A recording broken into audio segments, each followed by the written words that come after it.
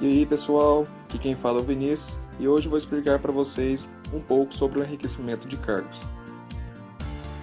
Para explicar o enriquecimento de cargos, temos primeiramente que saber de onde ele surgiu. Em 1927, a partir da pesquisa da empresa Western Electric, foi descoberto que fatores psicológicos podem aumentar a produtividade do operário até mais que fatores fisiológicos, e a partir disso, observou-se que o fator que mais podia atrapalhar o rendimento do trabalhador seria a relação dele com a empresa e com seu grupo de trabalho. Para explorar os fatores psicológicos dos funcionários, foram abordadas várias hipóteses, como, por exemplo, treinamentos de supervisores para entender esses fatores e atividades de integração com a empresa, fazendo o funcionário criar um maior vínculo com o seu local de trabalho. Hipóteses mais consistentes foram pesquisadas mais a fundo na década de 40, três delas recebendo destaques. A primeira foi a teoria da hierarquia de necessidades, criada por Maslow, onde ele cita que os trabalhadores demandam necessidades fisiológicas em uma linha hierárquica, onde entra a segurança, necessidades sociais, autoestima e as de autorrealização dentro da empresa. Assim, abrindo uma nova fase de trabalho para os psicólogos empresariais que passaram a estudar como o trabalho afetava psicologicamente os funcionários. Após isto, a pesquisa de Argyris surge, onde ele examina a cabeça das pessoas, separando características de personalidades de crianças e adultos, que ao decorrer de sua pesquisa, ele caracteriza a personalidade adulta como uma pessoa independente, com autonomia e com habilidades próprias e bem definidas, sendo a infantil o contrário disso.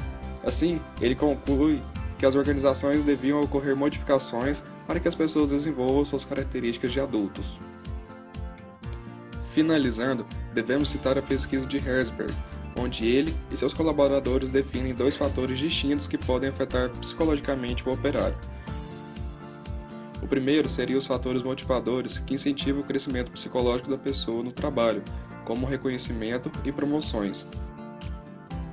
O outro seria os fatores higiênicos que focam em evitar o sofrimento da pessoa, onde podemos exemplificar o envolvimento da empresa com a pessoa, a relação interpessoal, os salários e as condições de trabalho.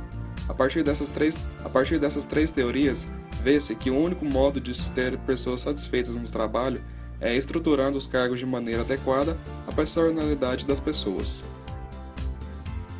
A solução proposta para a questão abordada anteriormente é apresentada num conjunto de ideias que se convencionou chamar enriquecimento de cargo, sendo que ele pode ser definido como ampliação do trabalho que traz maiores oportunidades para que os trabalhadores desenvolvam um trabalho que os levem a atingir as características de personalidade de pessoas maduras.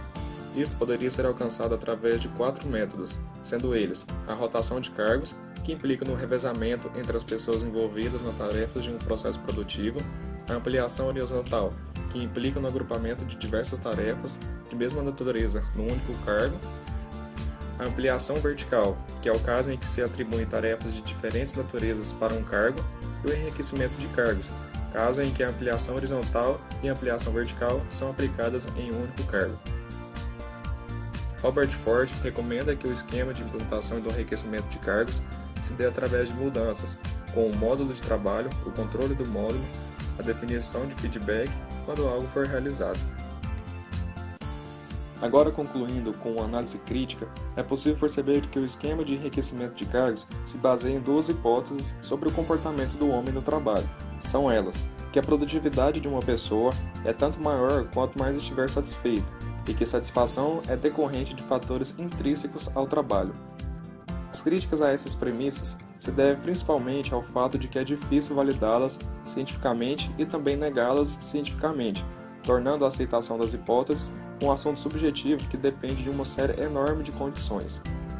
Em suma, o método de enriquecimento de cargos deve ser visto como uma espécie de corretivo para as técnicas do Taylorismo, e a aplicação desse corretivo depende da aceitação das hipóteses básicas do enriquecimento, que por ter um caráter exploratório, gera grande resistência. De maneira simplificada, o enriquecimento de cargos, de algum modo, satisfaz as necessidades de autonomia dos indivíduos, e é uma técnica segura para a funcionalidade e bem-estar da empresa em geral. E é isso, pessoal. Espero que tenham gostado e até a próxima. Created using Powtoon.